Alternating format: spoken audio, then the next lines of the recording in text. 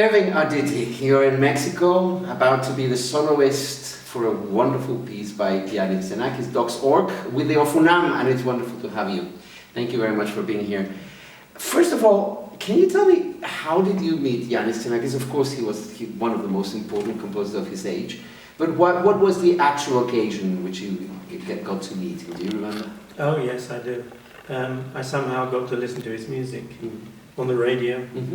I had a wireless set in those days, that's what they called radios. Yes, that's right. And then he was coming to a festival, English Bach Festival, but they had the French Radio Orchestra there, and Mr. and Mrs. Messiaen and Yvonne Loriot, and they played the Vision de l'Âme. And my mother wouldn't let me go on my own, so she took me. I think I was 12 actually. Oh well, maybe 13, 1966, so I must have been 13. And I met Xenakis, and they played a large orchestral piece called Terek Tektor, which is rotating around 360 degrees. The musicians play like this, and the conductor has a rotating score. Somebody's holding the score, rotating it. And they invited 30 people to stand in the orchestra if they wanted to. So of course, a precocious 13-year-old was the first person on the stage. Of course. And it was a great experience. They played it twice, but they wouldn't let me stay there for the second performance. They said 30 other people had to come. Right. And I met him. I mean, I got his autograph, I said hello to him, that was it. But he made his music and him made an impression. He was a very quiet man, very unassuming. I didn't understand it then, but later I appreciated that aspect of his character. And then we played his string quartet, ST4, and he was around in London, and then we played some of the other pieces. I played Big Thas, the violin and piano piece, and we played the trio, Iku. And ST4, we made a CD for RCA, and he came to London for the recording. Of course, by that time he was perfectly aware of the artist, the important work that you were doing with many, many composers. These were our first recordings, so we just started. Oh, you just started then? Oh, yeah, I mean a few years before. I don't remember exactly which year we made this recording, but it was certainly in the 70s. Right. And things snowballed from there. The Gulbenkian Foundation wanted to commission him to write a piece. And he said, I want to write a string quartet for the Ardittis. And he wrote Tetras, which is one of our most played quartets. I mean, I've played it hundreds of times now. He wrote us another quartet, Tetoro. He wrote us a piano quintet with the French pianist Claude Defer. And a string sextet, which we played with two members of the Albanberg string quartet, who we were doing concerts with.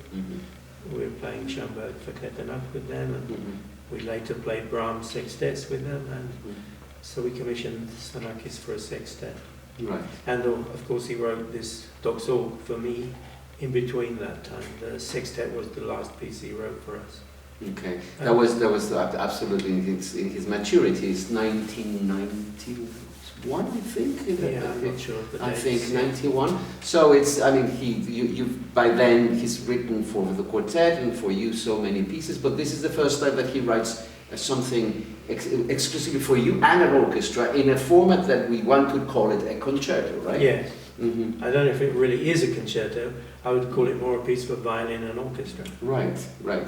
Although the dialogue that happens between the orchestra and the violin, it is a relatively conventional, not in its language, but in the way that the violin is obviously virtuoso, and the orchestra will have a dialogue with him, right? This was kind of his way of taking notice of what I said, because I said to him, please don't drown out the violin, because you're writing with a large orchestra.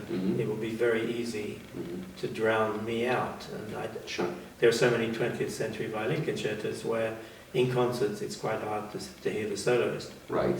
I get a bit tired of this, having to mic up the violin. You know, you listen on the radio or in a recording and the balance is good, but the violin is pumped up above the orchestra. Right, right. And in terms of the language, It's very clear that he designates for you this glissando part from almost the whole of your part of the piece, and the fact that he's using clusters of so many notes in the big orchestra, perhaps it's a reference, a cross-reference to the glissando. If you're filling in between two notes, everything that is in between. Do you think he was thinking in those terms? Did you ever have a conversation about the actual language that he used? No, not really, but I think he's going back to his violin pieces when we first met, because the Mikas, as they call Mika, Mika, the first one is totally glissando only, and Mika S is glissando in 2 lines, double stops. So I think it's kind of almost a reference to that when we first met properly, you know, working together. Right. I think he wanted to find a different music for the soloist and for the orchestra. The orchestra is playing more rhythmically than that's correct. Yeah. That's what mostly it's about. And I'm imitating the early piece because he stopped using glissandi in some of his pieces, later pieces. Right. This is a comeback to that. Right. Yeah. Well, it is really wonderful to have you here and to not only talk about it but actually make music with you, and I'm very honored. It's wonderful to be here.